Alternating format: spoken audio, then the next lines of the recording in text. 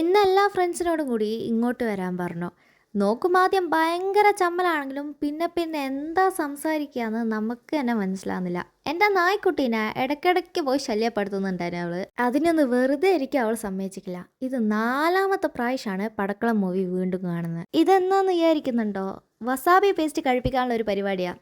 സാധാരണ അധികം ആൾക്കാർക്കും ഇതെന്താന്ന് അത്ര പെട്ടെന്ന് പിടികിട്ടാറില്ല. പക്ഷെ റൈറ്റ് സൈഡിലെ പുള്ളിക്കാരിക്ക് ആദ്യം തന്നെ സംഭവം മനസ്സിലായി. അവള് കാര്യം പറയാൻ തുടങ്ങിയവരേ ആൾക്കാർക്ക് മനസ്സിലായി ഇതെന്തോ ഒരു പന്തികേടുള്ള ഒരു സാധനമാണെന്ന്. പിന്നെ ഇങ്ങനത്തെ കാര്യത്തിൽ ഞങ്ങളെല്ലാവരും ഭയങ്കര ഉഷാറായതുകൊണ്ട് ആരെയും വെറുതെ വിട്ടിക്കില്ല. അങ്ങനെ സംസാരിച്ച് കഴിയുമ്പോഴത്തേക്ക് ഫുഡ് കഴിക്കാനുള്ള ടൈം ആയിട്ടുണ്ടായിരുന്നു. ഇന്ന് അച്ഛൻ്റെ സ്പെഷ്യൽ ബിരിയാണി ആയിരുന്നു. അങ്ങനെ ബിരിയാണിയെല്ലാം കഴിച്ച് കഴിഞ്ഞാൽ എൻ്റെ വീട്ടിൽ നിന്ന് പറയുന്നത്, നീ എന്നാ ഫ്രണ്ട്സിനെ കൊണ്ടുപോയിട്ട് അടുത്തുള്ള പുഴയെല്ലാം കാണിച്ചു കൊടുക്കും. സാധാരണ എൻ്റെ വീട്ടിൻ്റെ പുറത്ത് പോലും ഇറങ്ങാത്ത എന്നോടാണ് ഇവർ പുഴയെല്ലാം കാണിക്കാൻ പറയുന്നത്. പിന്നെ എനിക്ക് തന്നെ സംശയമായി അവരെൻ്റെ നാട്ടിൽ വന്നാണോ ഞാൻ അവരെ നാട്ടിൽ വന്നാണോ എന്ന്. എന്തോ പരിചയമുള്ളതിൻ്റെ തൊട്ടല്ലേ ഈ നടക്കുന്നത്. ഇത് കാണുമ്പോൾ പുഴ പോലെ ഇല്ലേ, പക്ഷേ ഇത് പുഴയല്ല, വയലാണ്.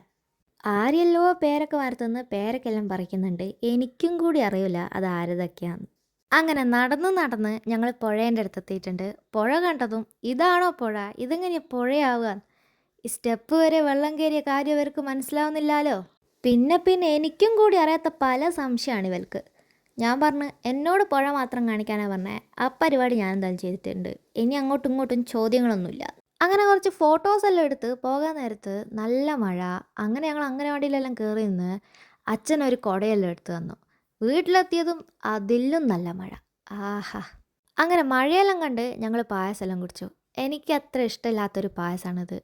എല്ലാവർക്കും പല സ്ഥലത്ത് എത്തേണ്ടതുകൊണ്ട് എല്ലാവരും വേഗം തന്നെ ഇറങ്ങി. അപ്പം അത്രയേ ഉള്ളൂ. ബായ്.